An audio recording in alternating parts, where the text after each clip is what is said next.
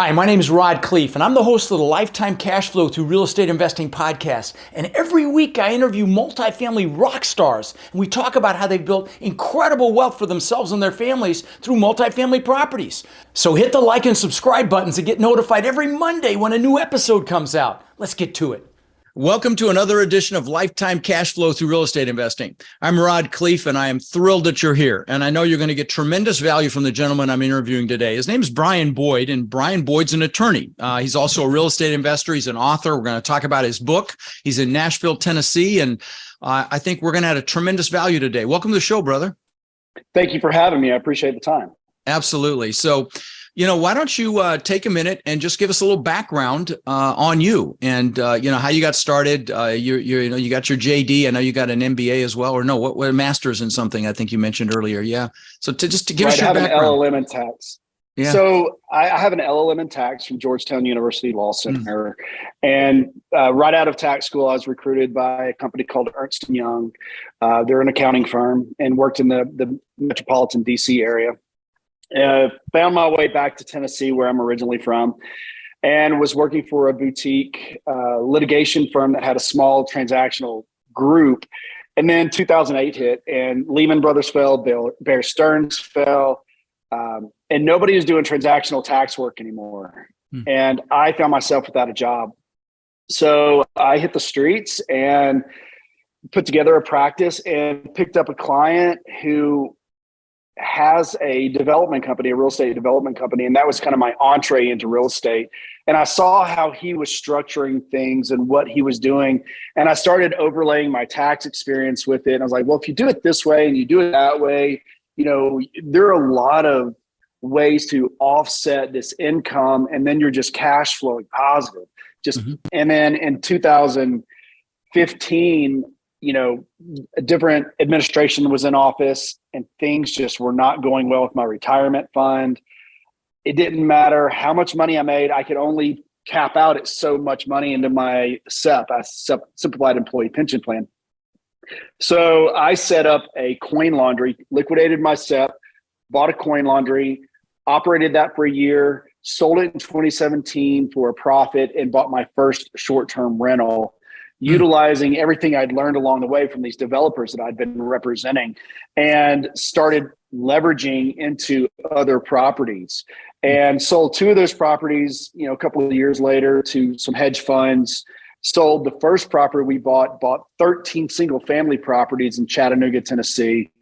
And then we have just picked up properties along the way. In fact, I'm at one of our short-term rentals in Montana right now. So interesting. We're moving along. We have any multifamily in this portfolio? We have duplexes, triplexes. We sold a quadplex. We sold a duplex. So we really like the multifamily space. In fact, I do a lot of syndication deals with clients on multifamilies. You mean you set them up for operators that you do the SEC work, or what do you do for them? I don't do the SEC work. I do the opinions. I do the structures. I'll meet with the GPs and work things out between the GPs and all the various attorneys.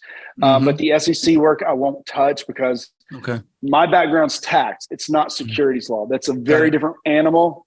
Sure. So I'll bring in a securities attorney for that. Gotcha. Yeah, just so you know what he's talking about here. So the lenders will require opinions.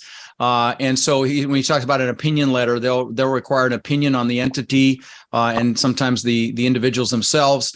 There is structure involved because you'll have multiple LLCs. There'll be an ownership LLC. There'll be a management LLC. There may be an LLC for the different classes of membership units, depending on limited and active, general partners and limited partners. There's a lot of different ways. If there's a 1031 exchange involved, then it becomes a very complex organizational structure.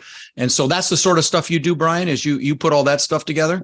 Yes, sir. That's correct. Yeah. That's very complex. It makes my eyes cross. I've seen some of these organizational charts that are just like mind-numbing, how complex they can become. Especially if you've got a TIC, tenants in common through a 1031 exchange. That's correct. So you've got a tax background as well, and So let's go that direction for a little bit here. Why is real estate such an incredible tax haven?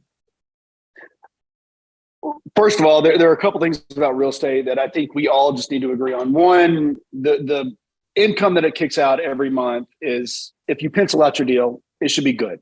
Mm-hmm. Two, that asset is going to continue to appreciate over time. Whether that's what's happened in the last few years, which is a blip, I don't see that happening again in the near future. But 3 to 5 to 6% a year of appreciation is pretty average. Pretty average. And that's pretty average. Yep. Mm-hmm. That's historically what has been the case, and that's what we can continue to see going forward. So your asset is appreciating, and 2 or 3, your tenant is going to pay your note. Mm-hmm. So when it comes to the interest rate, which is a Section 163 deduction that's deductible to you, don't worry about the interest rate. And 4, that asset is going to continue to grow at such a rate that if you buy that asset in year 1, by year 2, you should have equity built up that will allow you to borrow from that and go and leverage into another property. That's all great, but the tax benefits of all this. Let me stop you for 1 second. I just want to hammer home something you said. I mean, what else can you buy that someone else pays for, right? That's it. Right. And that's the beautiful thing about real estate. I'm not sure I completely agree with your 1 year assessment because a 3% increase may not be enough to refinance and pull all your money out. But I mean, in our business, we do value add. And so, and when you're, it sounds like you play in the residential multifamily space more than the commercial. So anything 2 to 4 units is residential, 5 units plus is commercial. And in that commercial space, the value is based on a multiple of the net income, where in the residential, it's based on comparable sales, which is harder to drive value up there. But on commercial, any increase in the net income is an exponential increase to the value. And so, yes, in some commercial applications, you absolutely can do a value add in 1 year, get the value up and get your investors all or yourself all or most of your money back. But just to give some clarity to what you said. So let's talk about the tax benefits. So the tax benefits, 1, everything you do through real estate should be deductible to you. Yeah. Whether that is the minor kitchen repairs, the minor roof repairs, whatever, that should be deductible under Section 162 of the tax code. Mm-hmm. Your interest on your mortgage, on your note, is deductible, and it's not capped by the $10,000 limit for personal residential mortgages. Right.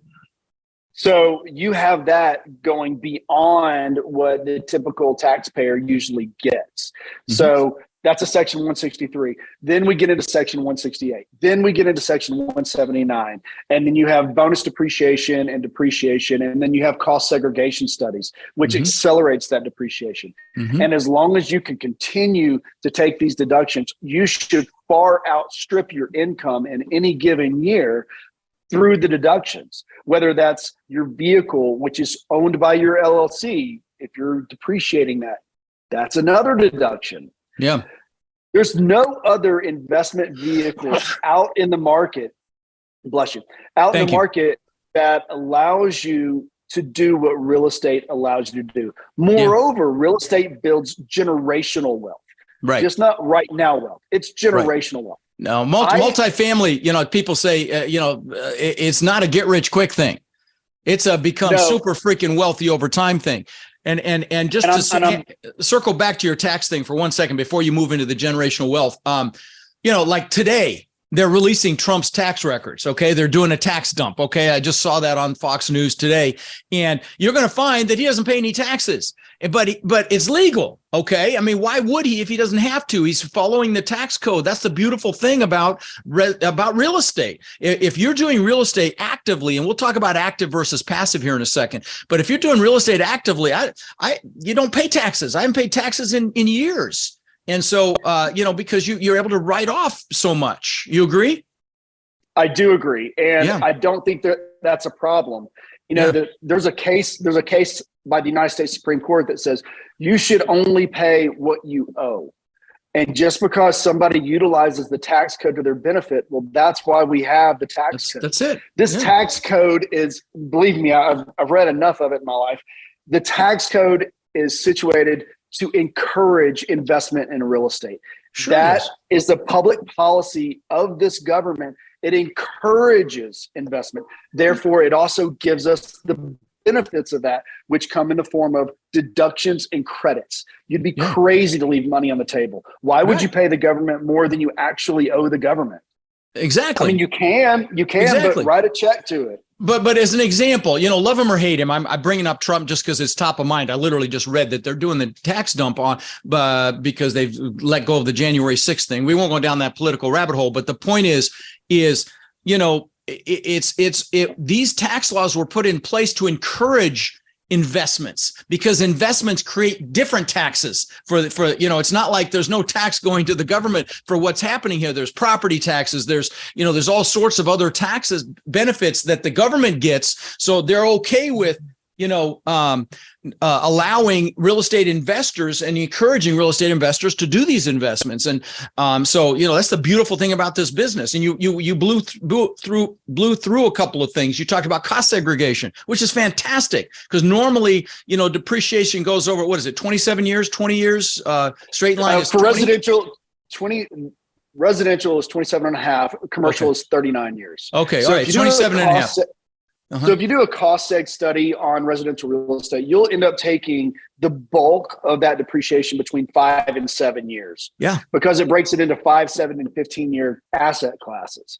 Right. Doing this accelerates your depreciation. So if you have, let's say, $100,000 house, instead of dividing that by 27 and a half years, you're going to really divide it by let's say 6. And that's going to be your depreciation. I did a cost seg on a package of houses.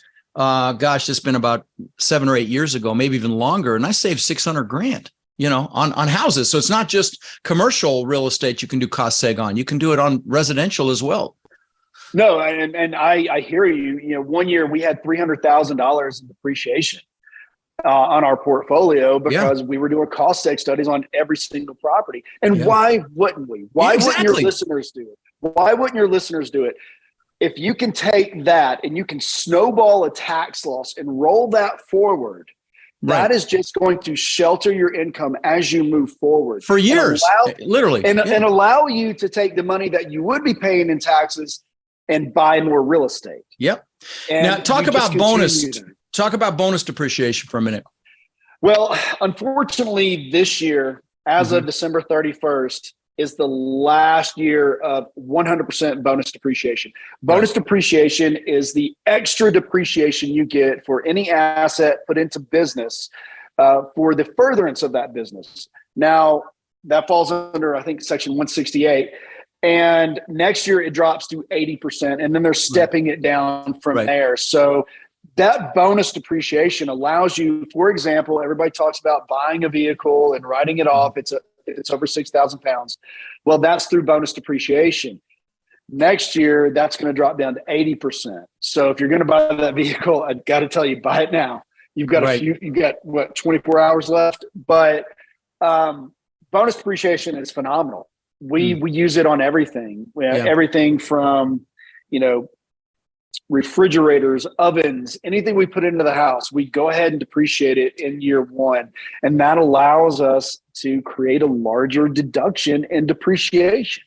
So if people aren't bonus depreciating, they need to talk to their accountants and they need to do it. Yeah. And that little bit more helps.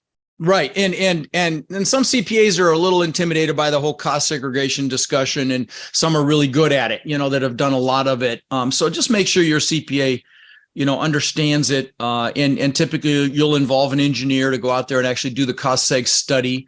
And the pricing is all over the board. I won't even get into that, but we'll take a minute and talk about active versus passive as it relates to real estate investing.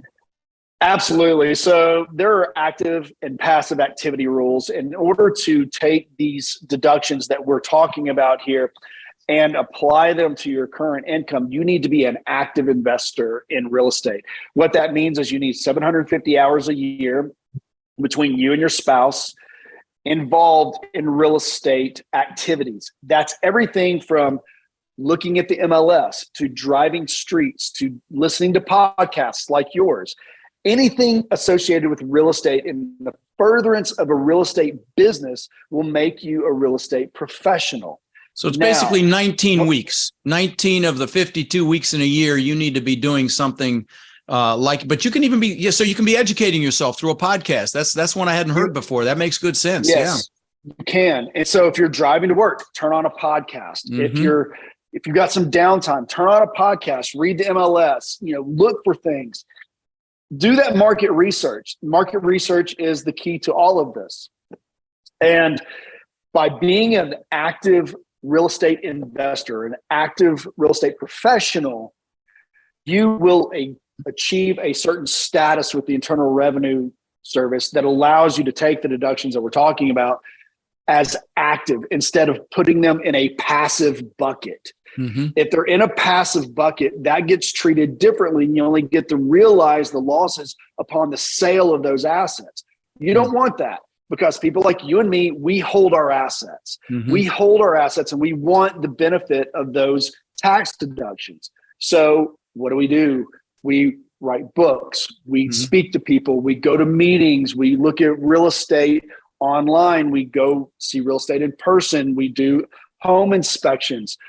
We live the real estate investor life, and that's necessary if you want these deductions. And you can do this on the side. I mean, but you need to document that time. You can absolutely do this, after 5 p.m. and while you're driving to work, like you said, and just capture this stuff and track it. You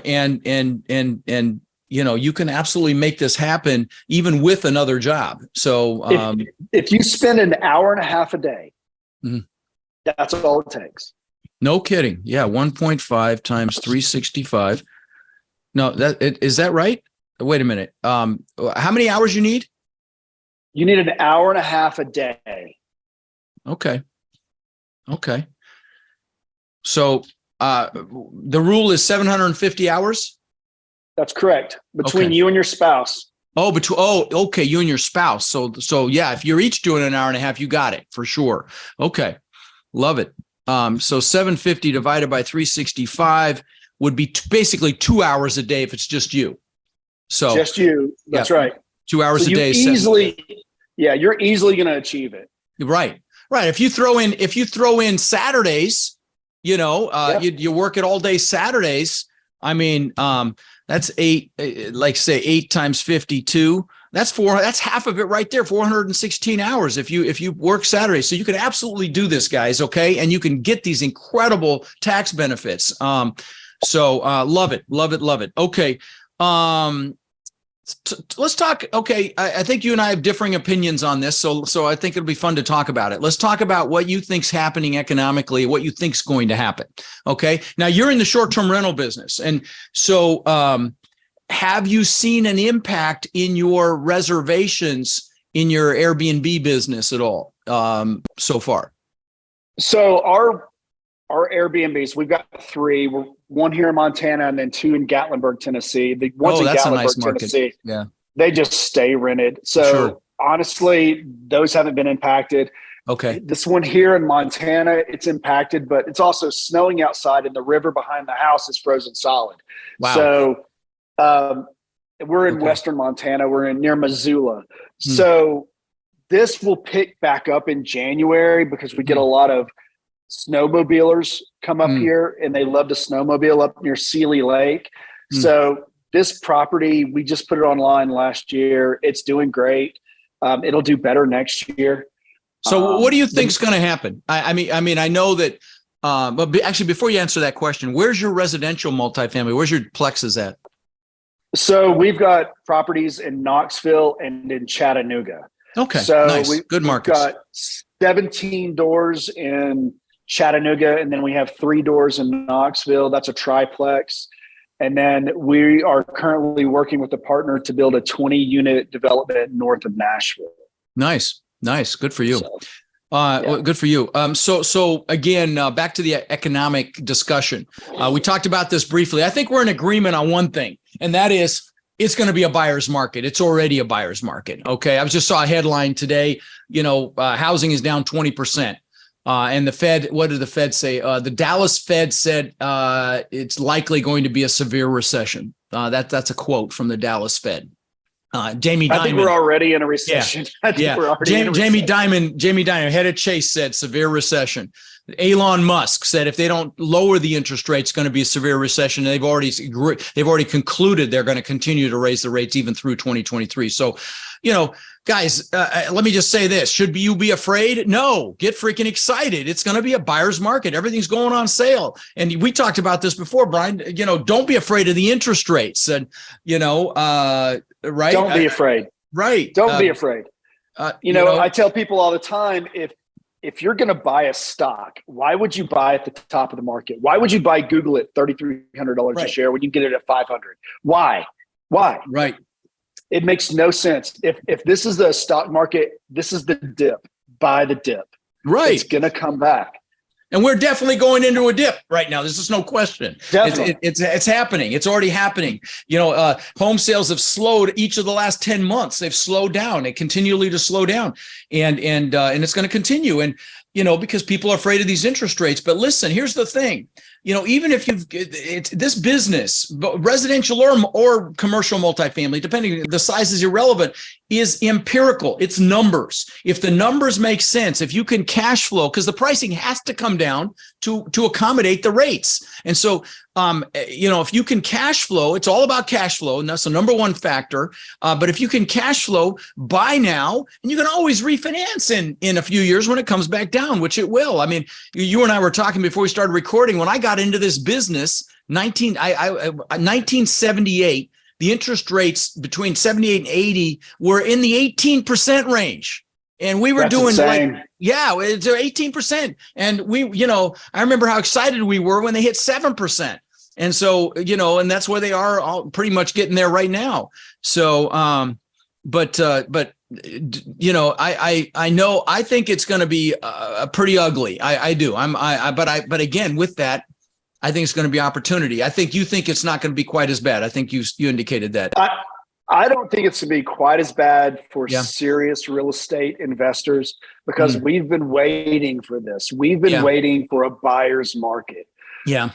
All the deals that everybody talks about, this is the time. Yeah. This is the time. And I'm not afraid of the interest rate. I'm not afraid of the cash flow. As long as the numbers pencil out, I'm going to keep buying. I'm going to keep buying. Yep. And I'm going to scale up through this recession. I'm going to scale up. And when we come out on the other side of it, we'll be really happy. This is when the exponential money's made. This when you buy in a dip. This is, if I hadn't been hiding under a rock in 2009, 10, 11, and 12, and building a different business because I was a little soured on real estate for a while. It'd be game over at this point. So I'd be on the back of a yacht. But that's right. Yeah. So, but anyway, well, let's talk about your book for a second. Your book is called Replace Your Income, A Lawyer's Guide to Finding, Funding, and Managing Real Estate Investments. Talk about the benefits inside that book. It's on Amazon, right? Did I title that correctly? That is correct. Okay. You did. And it is on Amazon. The benefits of this book is it's a nuts and bolts approach to real estate investing. It's not designed to get you excited about real estate. There are other books out there that do that. This is a book that actually tells you how to do it. Everything from how to property manage, the benefits of property managers, the drawbacks to property managers. They get a fee that hits your bottom line. The different structures, the taxes, the finances, all the things that people don't really touch on. I go into code sections. I talk about cost segregation studies. I talk about 1031 exchanges, what all these things are. One of the few things that I do in this book that most people don't do is if you download this on Amazon or any of the other locations, I will give you the forms to set up your own LLC and your own operating agreement and your own lease. Like, here you go. This is the lease I use. Use it. I don't care. Use it. Nice. I don't think a lot of other books do that. I want people to succeed. And I think, Rod, one of the things your podcast tells people is that this is possible. You can do this.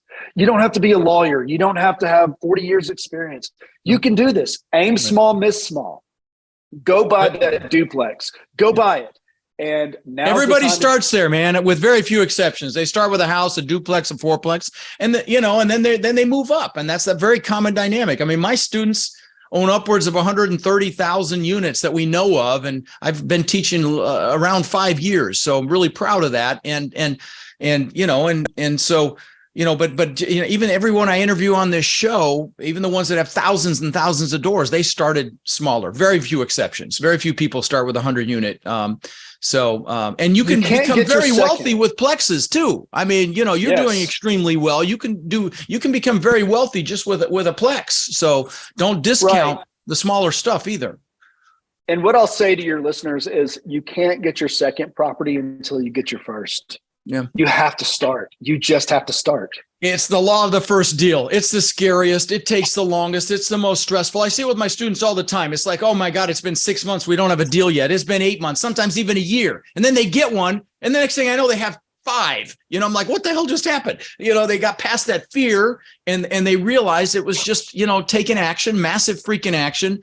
And they make it happen.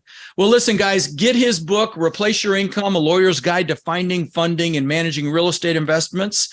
Brian, I appreciate you coming on the show, brother. You've definitely added value. Thank you very much, Rod. It's good talking. Right. Pleasure to meet you. All right, buddy. Take care. Rod, I know a lot of our listeners are wanting to take their multifamily investing business to the next level.